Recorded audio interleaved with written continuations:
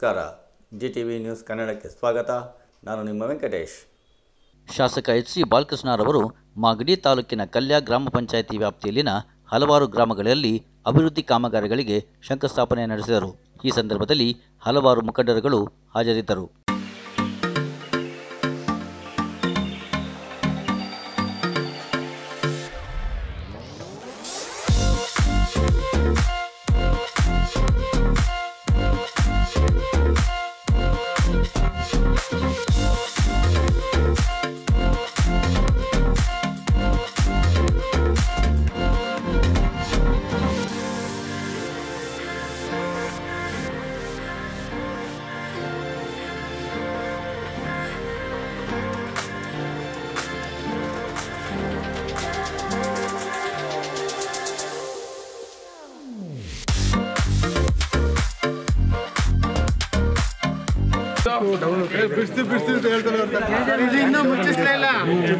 ಮನೆಗೆ ಕಳ್ಸಿದ್ರೇನೆ ಸಮಾಧಾನ.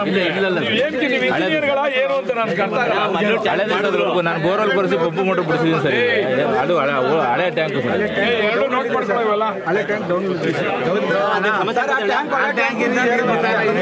ಇನ್ನೊಂದು ಟ್ಯಾಂಕ್ ಮಾಡ್ಕೋಬೇಕು ಸರ್. ಏನ್ ಮಾಡಿದ್ದೀರಿ ರಾಜಣ್ಣ ಹೊಚ್ಚೋದಿರಾ? ಏನ್ ಮಾಡಿದಿರಿ? ನೀರು ಬೋರ್ವೆಲ್ ಹೊಡಿಸಿದೀವಿ, ಪಂಪು ಮೋಟರ್ ಬಿಟ್ಟಿದ್ದೀವಿ ಸರ್. ಅಲ್ಲ ಇದು ಟ್ಯಾಂಕ್ ಹಳೇದಿತ್ತು ಸರ್. ಈಗ ಇಂಜಿನಿಯರ್ ಯಾರು ಇಂಜಿನಿಯರ್ ಅಂತ ಕಳಿಸ್ತಾರೆ? ಹಾಕಬೇಕಲ್ವೇ?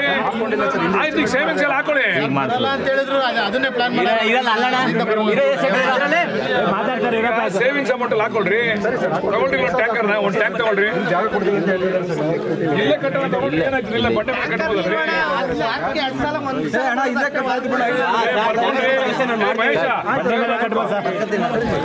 ಜಾಗ ಕೊಡಿಸಿ ವ್ಯವಸ್ಥೆ ಮಾಡ್ತೀವಿ. ಸೇರ್ಬೇಕಿದು ಚಿಕ್ಕ ಕಟ್ಲಿ ಬಿಡ್ರಿ.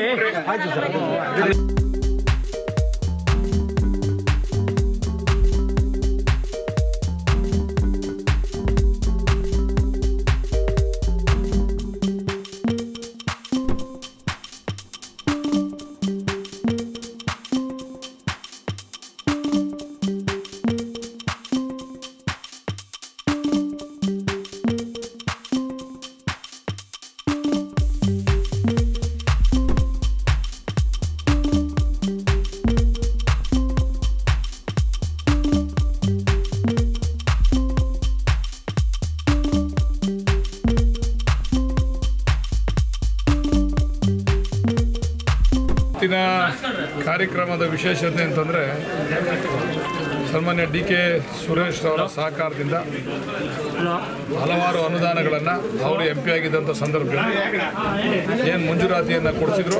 ಕೋಡ್ ಆಫ್ ಕಾಂಡಕ್ಟ್ ಇದ್ದಿದ್ದರಿಂದ ನಾವು ಅವಾಗ ಪೂಜೆ ಮಾಡಲಿಕ್ಕೆ ಆಗಿರಲಿಲ್ಲ. ಅದರಿಂದ ಇವಾಗ ಎಲ್ಲ ಕಡೆ ಕಾಮಗಾರಿ ವೀಕ್ಷಣೆ ಜೊತೆಗೆ ಎಲ್ಲ ಗುದ್ಲಿ ಪೂಜೆ ನೆರವೇರಿಸ್ತಕ್ಕಂಥ ಕೆಲಸಗಳನ್ನು ಮಾಡ್ಕೊಂಡು ಬರ್ತಾ ಇದ್ದೀವಿ. ಏನು ಕಾಮಗಾರಿಗಳು ಮಾಡಿದ್ರಿ ಇವತ್ತು? ಹಲವಾರು ಕಾಮಗಾರಿಗಳು ಪಟ್ಟಿ ನಿಮಗೆ ಕೊಡ್ತೀವಿ, ಒಂದಲ್ಲ ಎರಡಲ್ಲ. ಯಾವ್ಯಾವ ಸ್ಕೀಮ್? ಸುಮಾರು ಒಂದು ಕಾಮಗಾರಿಗಳು. ಯಾವ್ಯಾವ ಸ್ಕೀಮ್? 15 ಕೋಟಿ. ಯಾವ್ಯಾವ ಸ್ಕೀಮು ಅಂತ ಕೇಳಬೇಡಿ ನೀವು, ಯಾಕಂದರೆ ಕೆಲವು ಸ್ಕೀಮ್ಗಳು ಹೇಳಿದ್ರೆ ಬೇರೆಯವ್ರಿಗೆ ಬೇರೆ ತಾಲೂಕು MLAಗಳೆಲ್ಲ ಗಲಾಟೆ ಮಾಡ್ತಾರೆ. ಇದು MP ಅವರ ವಿಶೇಷವಾದಂಥ ಅನುದಾನ. ನಾನು ಹೇಳಿದೆ ಆಗಲೇ, ಸುಮಾರು ಕೇವಲ 8 ತಿಂಗಳ ಅವಧಿಯಲ್ಲಿ 150 ಕೋಟಿ ಅನುದಾನವನ್ನು ಕೊಡಿಸಿದ್ದಾರೆ. ಮುಂದೆ ಪುಣ್ಯಾತ್ಮನ ಗೆಲ್ಲಿಸರು ಅವ್ರನ್ನ 500 ಕೋಟಿ ಅನುದಾನ ತಗೊಂಬತ್ತೀನಿ 5 ವರ್ಷದಲ್ಲಿ ಅಂಥೇಳಿ ಅವ್ರು ಚುನಾವಣೆಯಲ್ಲಿ ಗೆಲ್ಲಬೇಕಾಗಿತ್ತು. ಹೆಚ್ಚು ಕಡಿಮೆ ಆದರೂ ಕೂಡ ನಮ್ಮ ತಾಲೂಕಿನಲ್ಲಿ ಹೆಚ್ಚು ಲೀಡ್ ಕೊಟ್ಟಿದ್ದಿದ್ರೆ ನಾವು ಇನ್ನೂ ಹೆಚ್ಚು ಕೆಲಸಗಳನ್ನ ಮಾಡ್ತಿದ್ದೋ. ಈಗ ನಮಗೊಂದು ಕಡೆ ನೋವಾಗ್ತದೆ, ಏನಪ್ಪ ಮಾಡೋದು, ಹಿಂಗೆ MP ಅವ್ರದ್ದು ಹಿಂಗೆ ಆಯ್ತಲ್ಲ, ನಾವು ಯಾವ ರೀತಿ ಅನುದಾನ ತರೋದು ಅಂತಕ್ಕಂಥ ಆಲೋಚನೆ ಆಗ್ತಾಯಿದೆ. MP ಅವರು ವಿಶೇಷವಾದಂಥ ಅವ್ರ ಕ್ಷೇತ್ರಕ್ಕೆ ಅನುದಾನ ತಂದುಕೊಡ್ಬೇಕು ಅಂತೇಳಿ ಈ ಒಂದು ಅನುದಾನವನ್ನು ಏನು ತಂದುಕೊಟ್ಟಿದ್ರು ಅದನ್ನು ಪೂಜೆ ಮಾಡ್ತಾರೆ.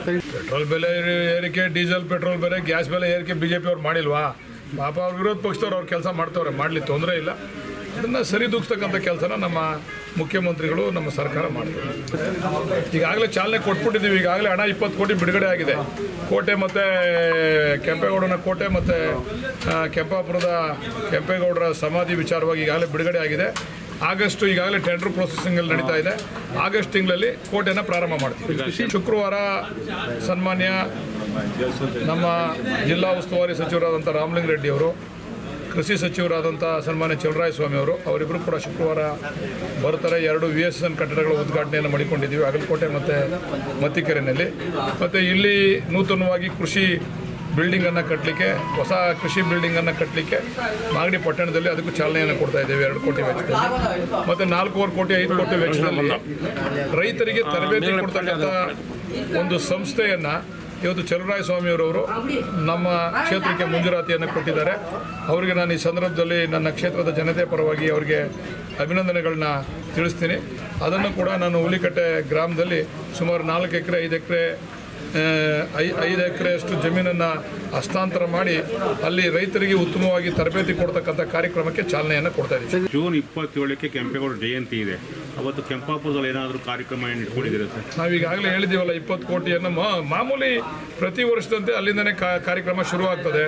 BBMP ಅವರೆಲ್ಲರೂ ಕೂಡ ಬರ್ತಾರೆ, ನಾವೆಲ್ಲರೂ ಕೂಡ ಅಲ್ಲಿ ಹೋಗ್ತೀವಿ. ಅಲ್ಲಿ ಪೂಜೆ ಕೈಂಕರ್ಯಗಳೆಲ್ಲ ಶುರು ಮಾಡಿ ಅದನ್ನು ಜ್ಯೋತಿಯನ್ನು ತೆಗೆದುಕೊಂಡು ಬೆಂಗಳೂರಿಗೆ ತೆಗೆದುಕೊಂಡು ಹೋಗ್ತಕ್ಕಂಥ ಕೆಲಸವನ್ನು ಮಾಡ್ತಾ ಇದ್ದೀವಿ. 12 ವರ್ಷ ಆದರೂ ಅಭಿವೃದ್ಧಿ ಆಗಿಲ್ಲ, ಏನೂ ಕೆಲಸ ಆಗಿಲ್ಲ ಅಲ್ಲಿ. ನಾನು ಈಗಾಗಲೇ ಹೇಳಿದ್ದೀನಲ್ಲ 20 ಕೋಟಿ ಮಂಜೂರಾತಿಯನ್ನು ಕೊಟ್ಟಿದ್ದಾರೆ. ಇನ್ನು 30 ಕೋಟಿ ಬಿಡುಗಡೆ ಆಗಲಿಕ್ಕೆ ರೆಡಿ ಇದೆ. ನಾವು ಈ ಕೆಲಸ ಆದ ತಕ್ಷಣ ಅದನ್ನು ಕೂಡ ಮಂಜೂರು ಮಾಡಿಸ್ತೀವಿ. ಸುಮಾರು 150 ಕೋಟಿ ವೆಚ್ಚದಲ್ಲಿ ಕೆಂಪೇಗೌಡ ಕೋಟೆ ಮತ್ತು ಸಮಾಧಿ ಅಭಿವೃದ್ಧಿಗೆ ಚಾಲನೆಯನ್ನು ಕೊಟ್ಟಿದ್ದೇವೆ. ಬಿಡುಗಡೆ ಆಗಿರ್ತಕ್ಕಂಥದ್ದನ್ನು ಅವತ್ತು 27ನೇ ತಾರೀಕು ನಿಮ್ಮ ಮುಂದೆ ಬಿಡುಗಡೆ ಮಾಡಿ ತೋರಿಸ್ತೀವಿ. ಊಜ್ಗಲ್ಗೆ ಹೋಗಿದ್ದೀರಿ, ಬೆಟ್ಟದಲ್ಲಿ 1,000 ಚಾರಿತ್ರಿಕ ಧಾರ್ಮಿಕ ಜೀವ ವೈವಿಧ್ಯ ಶಾಸನಗಳೆಲ್ಲ ಇದೆ. 200 ಎಕರೆ ಪ್ರದೇಶಕ್ಕೆ ಕ್ರಷರ್ ಇದೆ. ಸ್ಥಳೀಯ ಇತಿಹಾಸವನ್ನು ಪೂರ್ವಿಕರ ಬಹುದೊಡ್ಡ ಬದುಕನ್ನು ನಾಶ ಮಾಡಿದರೆ ಹೇಗೆ ಇದು? ಈಗ ಕ್ರಷರ್ಗಳಿಗೆ ಹಿಂದೆ ಹಿಂದೆ ಯಾವ ಆಡಳಿತ ಅವಧಿನಲ್ಲಿ ಮಂಜೂರಾತಿಯನ್ನು ಕೊಟ್ಬಿಟ್ಟಿದ್ದಾರೆ. ಬೇಕೋ ಬೇಡವೋ ಕೊಡಬಾರ್ದಾಗಿತ್ತು, ಕೊಟ್ಬಿಟ್ಟಿದ್ದಾರೆ. ಅವರನ್ನ ಕೋರ್ಟ್ಗೆ ಹೋಗೋದು, ಕಚೇರಿಗೆ ಹೋಗೋದು, ಈಗ ಅವರೇನೋ ಸಾಲ ಸೂಲ ಮಾಡಿ ಕ್ರಷರ್ಗಳನ್ನ ಹಾಕ್ತಕ್ಕಂಥ ವಾತಾವರಣವನ್ನು ನಿರ್ಮಾಣ ಮಾಡಿದ್ದಾರೆ.